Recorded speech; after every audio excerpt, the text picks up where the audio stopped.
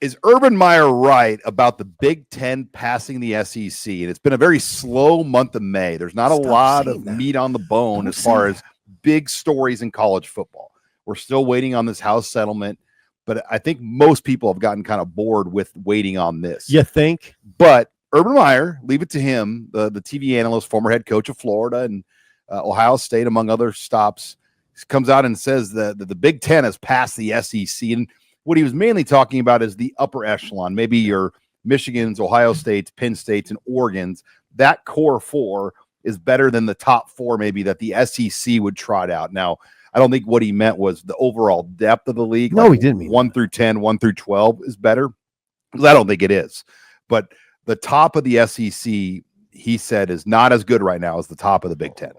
Well, based on recent results, it's not. I mean, the Big Ten has obviously won the last two national titles. And the bowl games, too. What got your attention was the headline. Urban Meyer believes the Big Ten has passed the SEC, which he didn't say that. I mean, that's not really accurate. In fact, he said in this podcast, a lot of podcasts. Duly noted. Yeah. I think that's Pat Dooley, probably the former Florida. I don't know who Florida Gator beat writer. Yeah, Pat Dooley. Yeah, is it really? Well, it's spelled like his last name, so I'd assume that's his show. That's probably right. He said still middle to the bottom, it's the SEC by far. So yeah, he said this is what he said, Sean. You've got eight teams, 9 teams in the SEC that think they can go win a national title. No other conference has ever had that. He was actually being sort of conservative in that. If you go through the SEC, it's not hard to find. It's really not hard to find 10 teams that you would say, yeah, they're kind of in that mode where they could win a national title. 10. You can't even come close to doing that in the Big Ten. I will say though, once they add a 9th conference game, it will clean up a lot of teams. It will, because it's going to add. There's going to be a lot more 6 and 6 and 7 and 5 in the SEC, and they all get that bump with one win by playing a directional school in November. That's going to be gone eventually. I don't even know if I could argue that the top of the Big Ten is better than the SEC. I don't know that. Texas, Georgia, Alabama, Oregon. LSU. Oregon was the number 1 team going into the playoffs. Penn State and how'd that look for you? Oregon? Well, they played Ohio State, who won the whole thing, and Ohio State hammered Texas. What'd they do to Oregon? Ohio State hammered them. Yeah, but it was still Oregon was a good team. Oregon beat Ohio State earlier in the year. Pretty good. I mean, they beat Ohio State. Well, yeah, you're not pretty good if you beat Ohio State. We're talking about interplay. I mean, I don't agree necessarily even with that the Big Ten's that much better at the top. They're probably better. But really, are you think Ohio State's that much better in Texas? Tell me who Georgia's quarterback is. I can't name him off the top of my head. He's got some returning experience. Who's Ohio State's quarterback? We don't know that. Exactly. I mean, that's what I'm saying. Like the top teams right now have big questions. I mean, Arch Manning, you would think it's going to be really good for Texas, but we don't know that. Alabama had, a step from what their standards were, didn't have the kind of year they wanted. No. They're down. LSU's not down. They're loaded and they could win it all. Now, when I say 10 teams in the SEC that you can name that have designs, that have like legitimate thoughts of competing in that realm, it's Texas, Georgia, Tennessee. That's 3. Alabama's 4. LSU's 5. Ole Miss is 6. Texas A&M is 7. Florida's 8. Auburn is 9. Oklahoma's 10. You can get to 10. So you think Auburn and A&M are built to win national titles? Auburn just won a national title not that long ago, 2010 or whatever it was. Yeah. That's 15 years ago. Yeah, those programs are thinking national title. I mean, you can't say that about Indiana, really. I mean, not seriously. You can go in the Big Ten. There's just too many teams in the Big Ten where you're just like, no, they're not in that world. I'd Alabama, Georgia, Texas, LSU, those 4, yes. I'd put Tennessee in that camp, and Auburn, is like a 1 every 10 year type deal. Like They put it together like one every, and then that's not bad. Like South Carolina thought they should have been in the playoffs. They got smoked by Illinois. Yeah. I mean, Oklahoma is a program that you think, yeah, if they get hot, they're viable. They lost the bowl game to Navy. Well, I know if you're talking about recent results, I'm not talking about last year's results. I'm talking about an overall picture.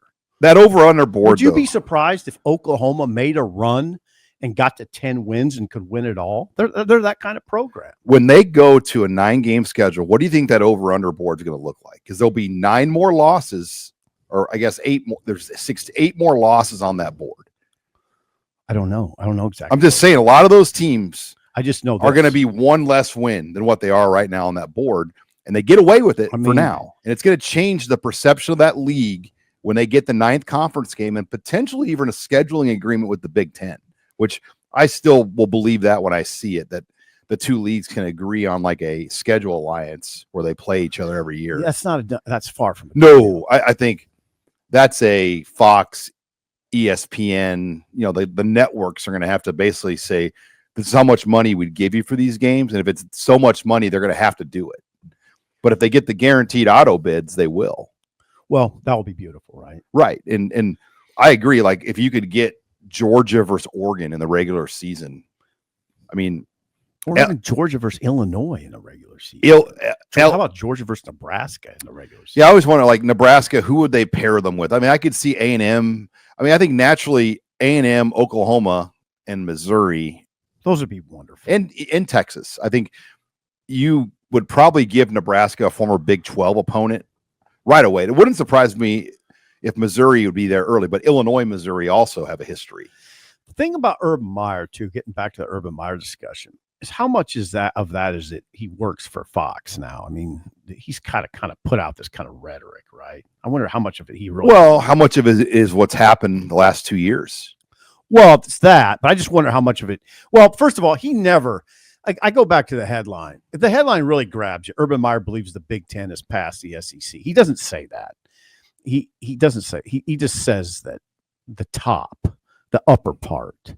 And he says, if you would have told me 10 years ago, I would have said it's not even close, even the upper part. But now that's changed because of Michigan and Ohio State. We'll see what happens this year, though. Remember, though, Illinois beat South Carolina in a bowl game. Mm-hmm. Michigan, a down Michigan team without any of its first rounders, won up front big time at the line of scrimmage.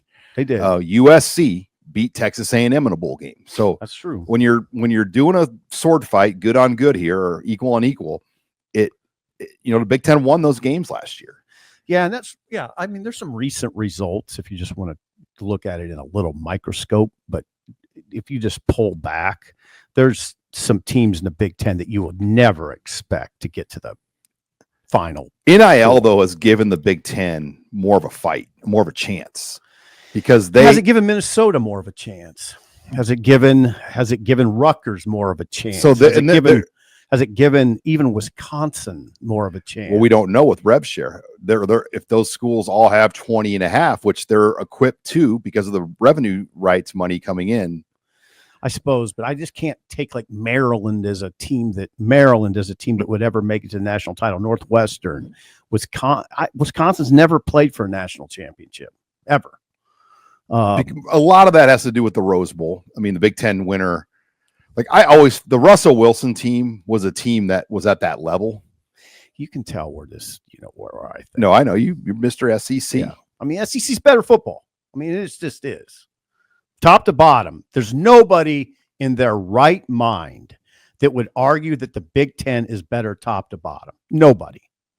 Not in their right mind. The draft data also gives the edge, but it was close this year. The SEC, this was the closest the two leagues have been in terms of draft picks in a while.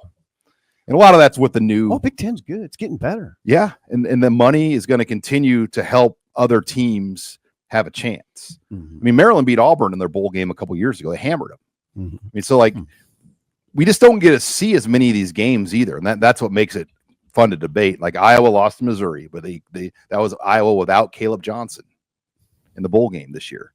But all right, you don't want to argue with me anymore.